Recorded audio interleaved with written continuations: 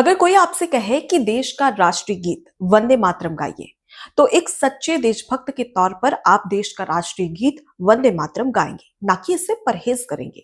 लेकिन समाजवादी पार्टी के राष्ट्रीय अध्यक्ष अखिलेश यादव वंदे मातरम गाने से परहेज करते नजर आए। जी हाँ, वंदे मातरम जो देश की आन बान शान है, राष्ट्रीय गीत, इससे वो दूरी बनाते हुए नजर आए। और इसका एक वीडियो सोशल मीडिया पर जमकर वायरल हो रहा है। दरअसल आपको बता दें कि उत्तर प्रदेश के मुख्यमंत्री योगी आदित्यनाथ की ओर से एक सभा को संबोधित किया गया।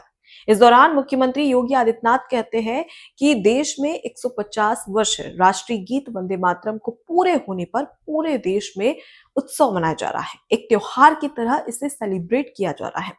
इसके साथ ही वो कहते हैं कि अब उत्तर प्रदेश के हर स्कूलों में वंदे मातरम राष्ट्रीय गीत गाना अनिवार्य होगा, यानी कि अब हर स्कूल में वंदे मातरम गाया जाएगा।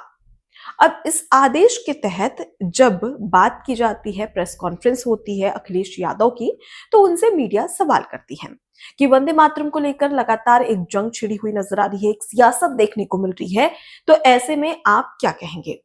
तो अखिलेश यादव ये साहब एकदम ताव में आ जाते हैं और मीडिया को खुश करने के लिए, जनता को खुश करने के लिए कहते हैं कि कौन कर रहा है परहेज वंदे मातरम गाने से, हम गाएंगे, अभी आपको वंदे मातरम सुनाते हैं।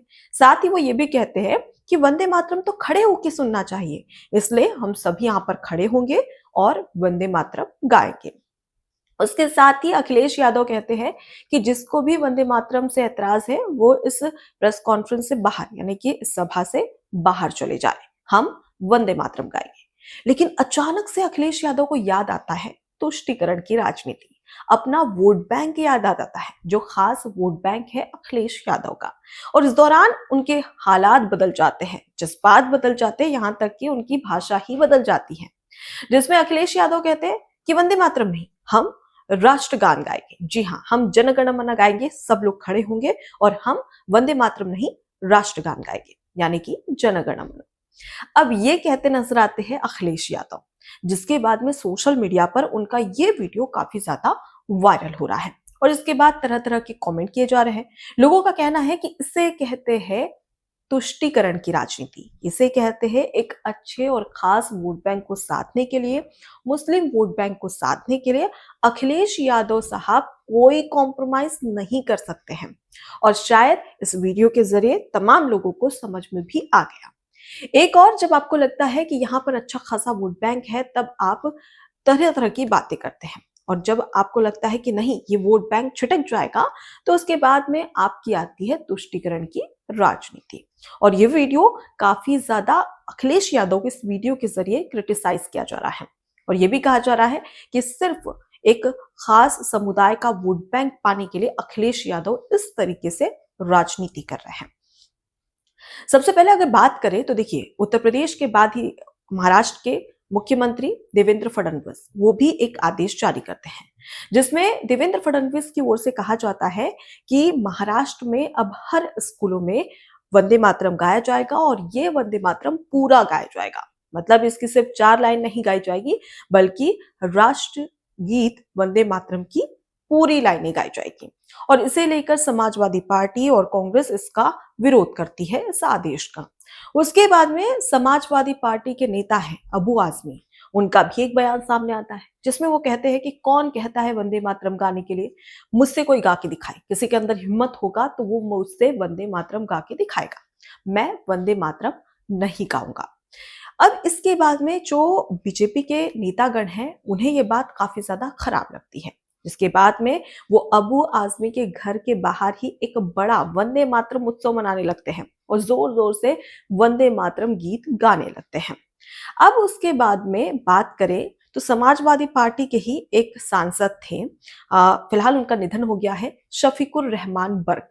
जी हाँ, आपको याद होगा कि जब शफीकुर रहमान बर्क जब संसद पहुंचते हैं सांसद के तौर पर, वो जब शपथ लेते हैं, उसके बाद में वो सभा से जब बजट चलता है, सत्र चलता है सदन का, उसी दौरान जब आखिरी में राष्ट्रगीत वंदे मातरम गाया जाता है, सभी लोग अपनी कुर्सियों से खड़े हो जाते हैं, उसके बाद में वो वहां से वॉकआउट कर जाते हैं।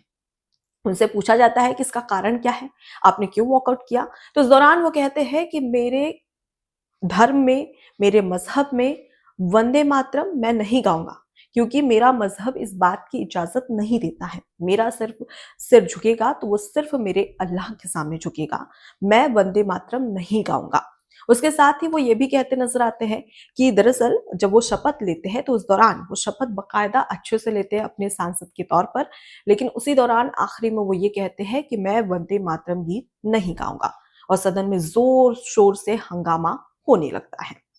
अब एक के बाद एक ऐसी कई सारी घटनाएं सामने आ रही हैं और आपको बता दें कि जब योगी आदित्यनाथ ने ये आदेश दिया कि पूरे स्कूलों में, सभी स्कूलों में वंदे मातरम गीत गाना अनिवार्य होगा, तो इस दौरान एक मौलाना है जो कि सामने आते हैं और वो ये कहते नजर आते हैं कि हम वंदे मातरम गीत नहीं गाएंगे।